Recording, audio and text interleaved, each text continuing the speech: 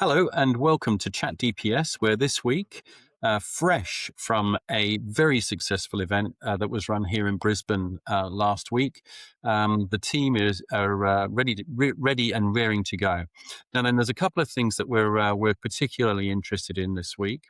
First and foremost, there's a coalition report out about what's going on in the world of cyber, and there has been I suppose, a development in terms of how the Iranians are looking at getting their own back beyond bombing and shelling people. So Allegedly. I guess the first instance where where things are going to get interesting, Adam Cunningham, I'd like to come to you first. The idea being that you're pretty busy at the moment and you've got three key things that you're working on because of the new global world order and how it's affecting the businesses that you represent. Yeah. Yeah, so part of, I suppose, what's happened globally with the attacks, and we'll go over a bit more around Stryker and things that have been happening recently. But for us, one of the things that we've noticed is the game has changed a little. We've been so used to building up our controls around rational attackers. What I mean by that is they're motivated by money. If they go through, they'll negotiate. They'll take your data. They'll give you your crypto keys. You'll get your data back. We'll move Yeah. on, and everything is good. These attacks that are starting now are all ideologically based, and you actually can't speak to people like that. You've got no basis to be able to get your data back. It's just completely malicious. And because of that, there's three areas that I've been focusing on personally, and it's nothing sexy, it's nothing new. But the first was dusted off the incident response plans, making sure that we're good, we understand where everything is, we've got the basics down pat. The second, we're actually doing a lot of auditing in the Microsoft space. So in Stryker, which we'll talk about later on, they got in through Microsoft infrastructure. Little things that happen as you build out, get bigger and bigger. You have gaps in MFA, all kinds of different things. So we're making sure that we have all of that on point. And lastly, we're just making sure that we have the conditional access stuff put in place. It's really important. Your device posture. It's not one of those things that is, people talk about and say, "Oh, it's very important," but it's not. Nowadays, unfortunately, as we're seeing now with the political pushback, that this is absolutely in a lot of cases the first place they get into after they send the email. Yeah, so I mean, when we were talking before, we were talking about crisis communications as well. I mean, the plans around crisis are just taking a whole left turn, are they not? Yeah, so crisis comms, they're a really interesting one because a lot of people don't even think about that. So most people have an incident response plan and have crisis management plan, but they don't have crisis communications. And we've been reviewing what our crisis comms look like, especially in those verticals that matter, like the medical vertical and government verticals. So what happens in those places if something was to happen, and it's even the supply chain for those. So it's not even if you're a medical company. If you're a manufacturer for a board that's used in a medical device, you can be attacked because you happen to be on the supply chain. So it just makes this so much broader for everybody. It's so much more real. Yeah, so I guess we'll knuckle down. I'll change the thing around a little bit and just go to Adam Green because this Striker thing that we're talking about came about as a result of threat actors from I guess a country that is currently under let's certain conditions. And I know, Adam, you've been pretty busy trying to put together some advice, I suppose, would be one way of putting it. I mean, where are we up to with this, and what actually happened with Stryker? And I know you're quite close to this. Yeah, so first off, let's clarify Stryker isn't a really cool military operation because it sounds like it should be, but a medical device manufacturer, US based. Yeah. When they got attacked so their manufacturing process got attacked, it took down their capabilities across multiple countries. Their devices are in hospitals in 40 plus countries. In fact, my partner is a doctor, and she knew before I told her about Stryker being taken down because they use their laparoscopic instruments, and there was a problem with using Stryker instruments in the hospitals. So it has wide-reaching effects, and it's, as you said about putting together the advice, it's we said offline to each other, oh no, it's a case of we said this might happen, and it's happened just after we filmed the podcast. So it's not one of those cases where you like to say I was right, or the intel was right. It wasn't me; it was the intel was right. But obviously, on the back of that, Adam's three things he's been focusing very much on, echoing what we were saying last week about the things that if you're a CEO you should be looking at. Minus we were saying educate everyone, but that's what Adam does day to day. But then what's been keeping me busy is I've put out 5 specific advisories over the last 10 days that are off the back of a bunch of intelligence that has been coming through to me, either from the CISAC Australia National Intelligence Office.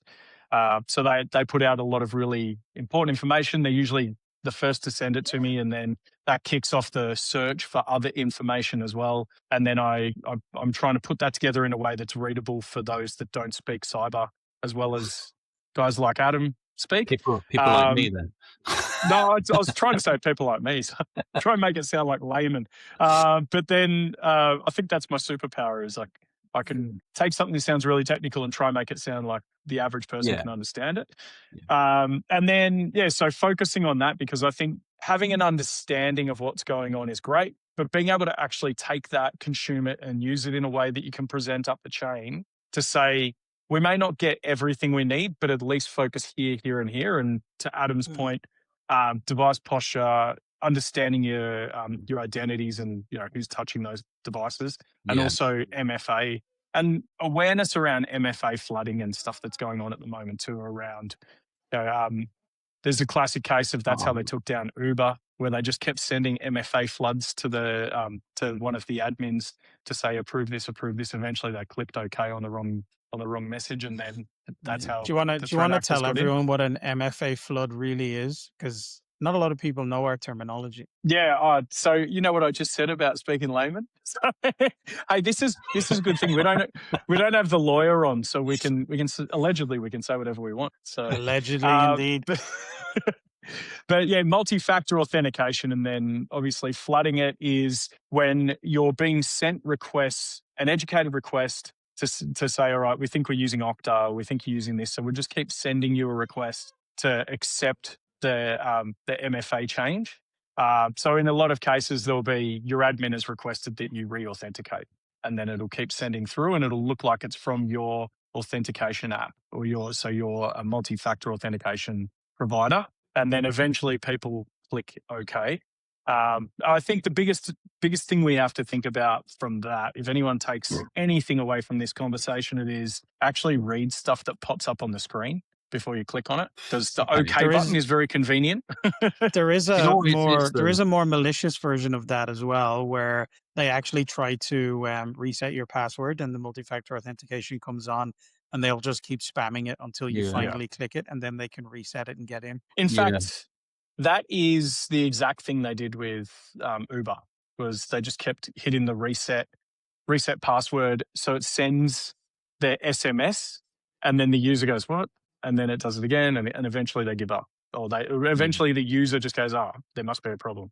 And it's unsophisticated, but very smart. Yeah, there are plenty of, I suppose, options out there with regards to how you do that. And I mean, Microsoft like to sell everything, including the fries and the apple pie that goes with everything. And I know that DPS actually does identity MFA for fairly significant bank here in Asia Pac, and it's a very different kind of process to how it would be under the normal Microsoft version of events. A little bit more complicated, I'm sure, but anyway.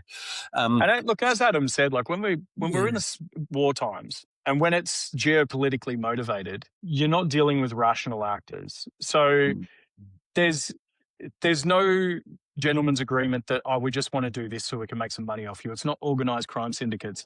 This is like, we want to burn you down kind of stuff. We Yeah. want to take you offline. So we have to switch our thinking, and guys like Adam and I always say, think like a hacker, or, put yourself in the mind of the adversary. It's pretty hard to put yourself in the mind of the adversary in this case, because they are just hell-bent on taking everything down. It's distraction. Scorched earth. How much data was actually exfiltrated? Because I heard rumors of 9 terabytes or something was the number that I heard. Is that? That's a hell of a lot of data, isn't it? Wasn't it?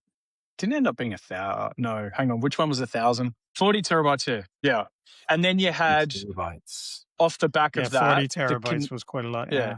And then it was TELUS in Canada lost 1,000 terabytes. And we're starting to see the Five Eyes are getting attacked. So Canada's had, in the last 2 weeks, just in Canada alone, there was TELUS, there's Loblaw, which is one of the retailers, and Canadian Tire had a massive breach as well. 39 million users were affected.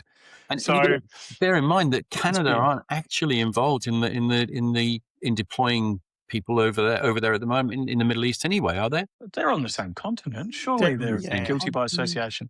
All right. So it's the American argument of, I've not traveled anywhere. I don't have a passport, and 95%. The Canadians have made some statements internationally that I guess.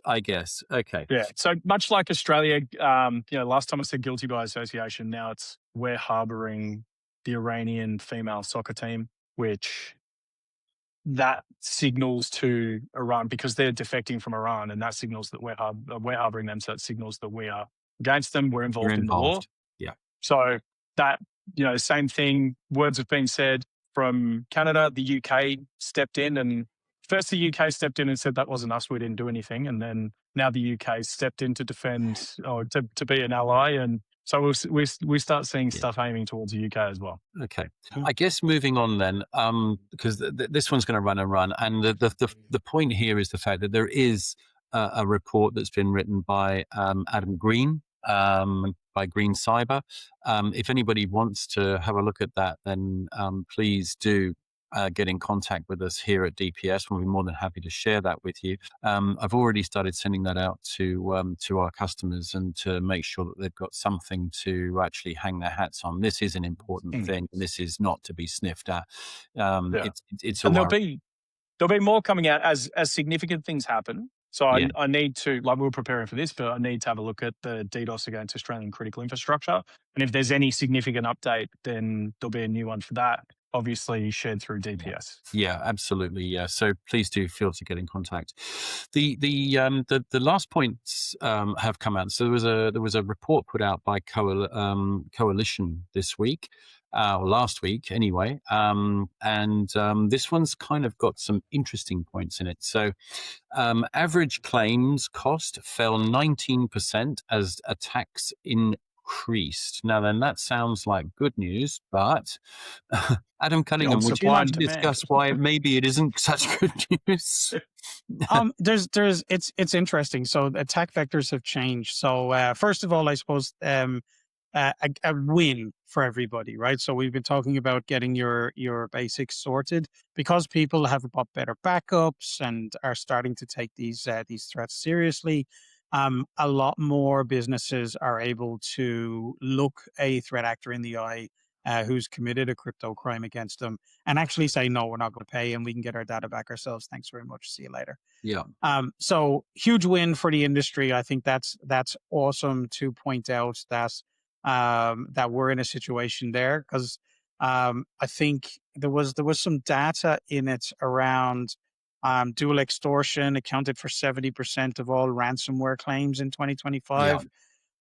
But business email compromise, and specifically fund transfers, according to this insurance company, accounted for almost 60% of all incidents that they had. So what's happening now is criminals are doubling down and going, oh, this isn't as lucrative anymore, so we're going to switch to this other area, which is more lucrative for us, which is around that business process, which is where a lot of these problems come from, because the business process, it could be culturally, where people are afraid to ask. or it could be just a business process is broken and they attack. Yeah, so as you say, the vector is broadening in terms of its approach. There are more of them, so therefore the cost has gone down, but the broadening of it is in fact Because it's more many more of accessible to them. more businesses. Yeah. Yeah. Adam Green, did you have any points on that, or? Yeah, look, the key takeaway here, because it's funds transfer fraud, meaning, and it's on a business email compromise, meaning an email's come from what looks like a reputable business. And it says, please, it used to say, please wire, but now through the use of AI, they can make it sound a lot better. Yeah. But then it's, funds transfer for a payment.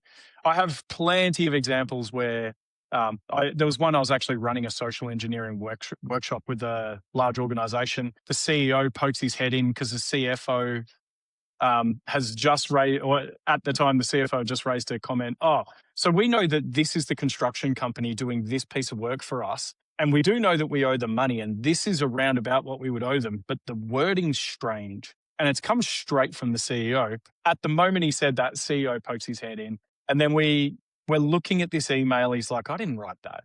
Calls his EA. His EA goes, no, I didn't send that. And then we're like, to the CFO, we go, what makes you think this isn't right? And he said, I don't think the account number's right.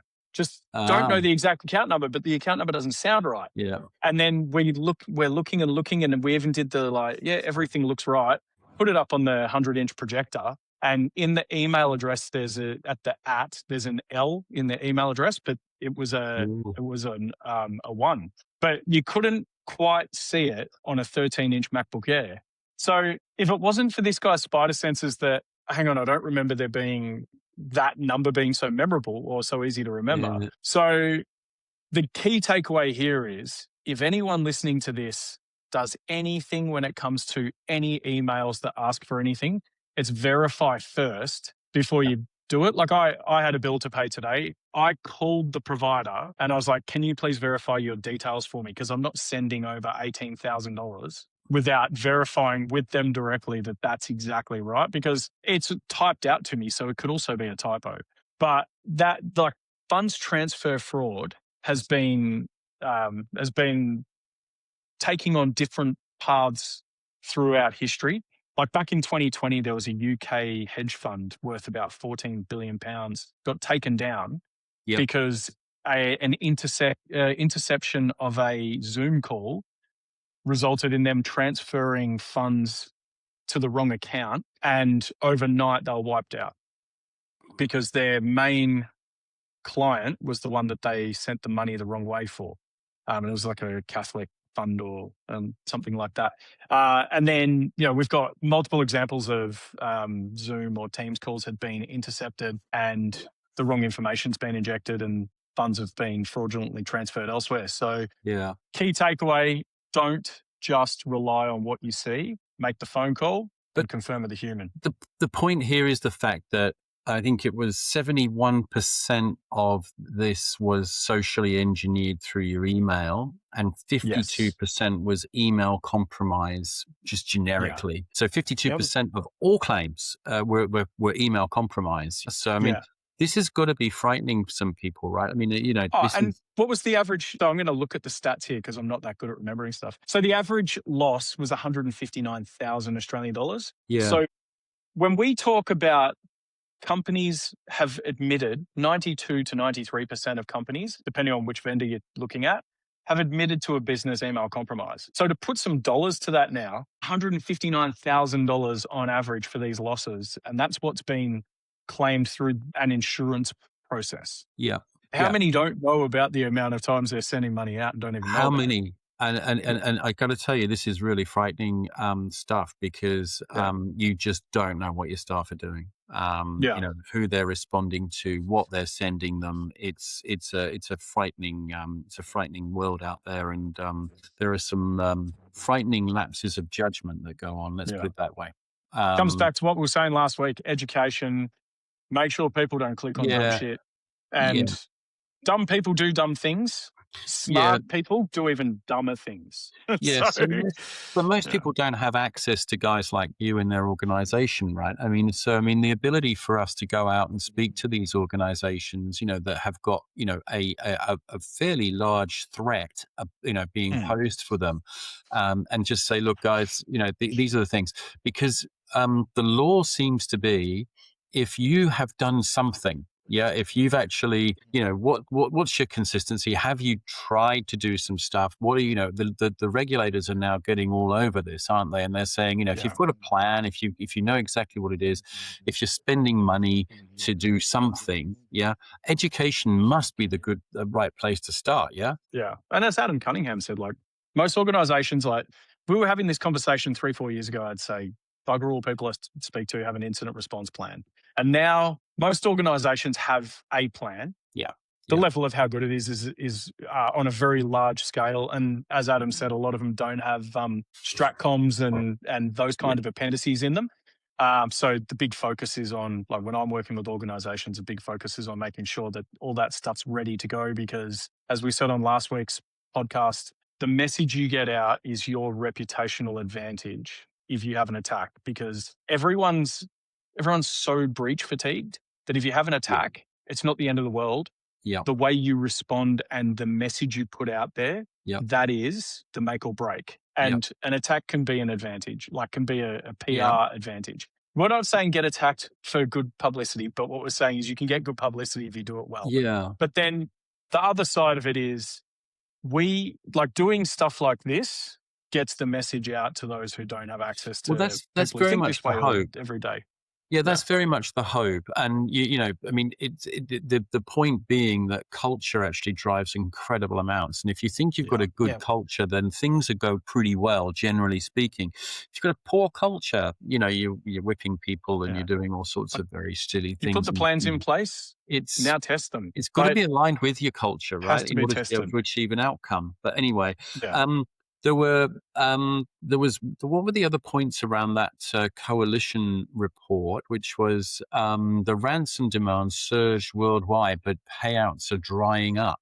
So initial ransom demand surged 47% to an average of over 1.4 million Australian dollars. 86% of businesses hit by ransomware refused to pay. So this falls straight into your bailiwick, Mr. Green. But then in that same report, they said that they were able to negotiate down the ransom amounts by 65%, which is, in my way, without Rob here to cut me down and say you can't say that because the lawyer jumps in and says no funny business.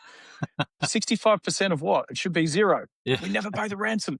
But no, it's actually encouraging, because I think if we look back at if there's a report of this like 3 years ago, I think that number would be very different. And I think the drying up of the more we refuse to pay, the less. And now back to Adam Cunningham's point, in a rational scenario, the ransomware leads to there's less of a market for it. In the current geopolitical climate, ransomware is a completely different thing. I was going to say we need to wrap this up and actually sort of say, look, guys, the ransomware thing is one thing, but it accounts for 8%, I think, in total of all breaches. And when you've got things like this, this stuff where ideology is driving the outcome, you've got a whole different ball game that you're playing with. And okay, if you're in certain verticals, then you've got to keep your eyes open. Your ears peeled. You've got to have everything. All of your major senses have got to be working, because if they're not, then you're going to end up in trouble. Adam, and ideology doesn't just result in DDoS these days, although that's on the rise too. Just like John Farnham, it won't go away. Keeps on making a comeback. Adam Cunningham? I will say, just to end on a high note, right? It is working. So if you look at this, if you look at this report, the severity of incidents are down 19%. Recovery is up across the board, right? You said yourself, 86% of people are refusing to pay the ransom because they're getting the basics done. They have the backups. They're able to get the data back. They don't have to interact. These type of things, the preparation that we've been telling people over the last 2 years is working. The education's getting out there. It is important to remember that this isn't the core focus for many people outside of ourselves, like Adam Yeah. and myself. So this area of where we get to build awareness about the issue, it's getting more TV play. All of this is building out, and it's actually working. So governance, risk, compliance, and people are doing a bit more governance. I mean, it was only last year that we were seeing reports that were saying that, sort of like 30% have got adequate governance according to the European lawmakers and standard bearers. And we thought that we were better off down here, but we weren't. Is the absolute truth of it? We were a long way from being. We were appointing our lawyer as the governance guy, and that's our play. That's our Since we don't have Rob here, can I just ask a question? When they say governance, do they really mean assurance? Well, this is a good question because I don't know, and I don't know the answer to that one. But I think Robert's probably the right person to go with around that, and that's a really good point because different people have a different interpretation every time, don't they? Yeah, because governance is the act of making sure that something is strategically in line with where you're going. I guess though in one place, I mean, the event that we held with Thompson Gear lawyers last week was the fact that, and what they were actually saying was, look, it's really good. Governance needs to be focused on. You need to get a focus on good governance, because governance has been the bit that's been, sort of like missed in all of this.